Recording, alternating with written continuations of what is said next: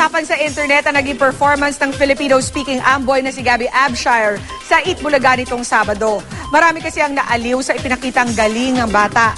Pero ang hindi alam ng marami, may dinadala palang problema itong si Gabby. Watch this.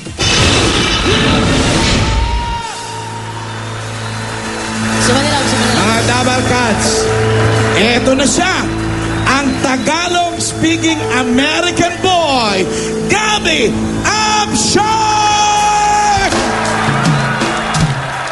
Mistulang singing sensation ang nagpasiklab sa Eat Bulaga nitong Sabado.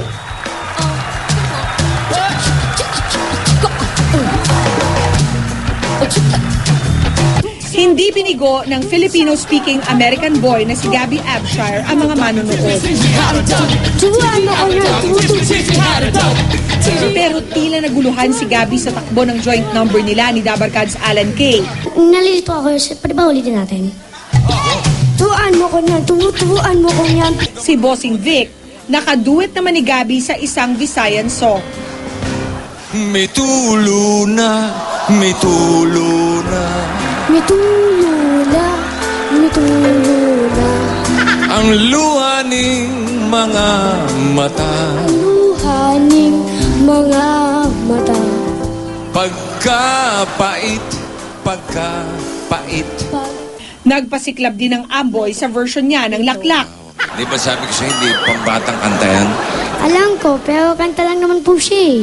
Kabilin-bilin ng lola, huwag kang uminom ng serbesa. Kung hindi inumin pang bata, pag-shoppings ka na lang muna.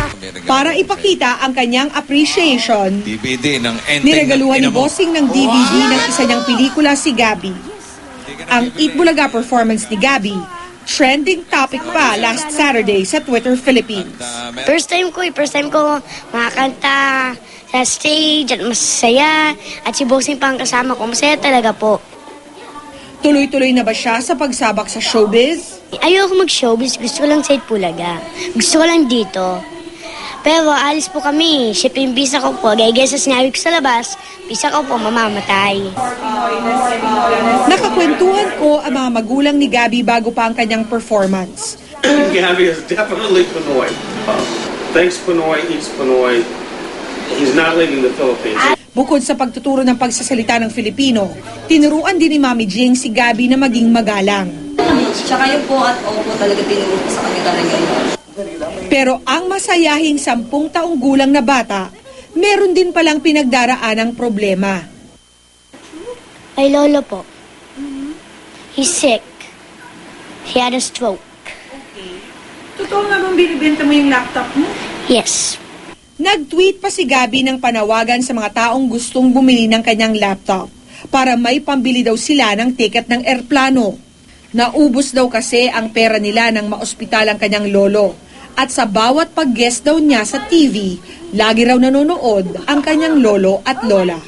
Sila lagi nanonood sa akin eh. Sila talaga ang pinakaunang ano ko. Sila masaya panoodin ako eh.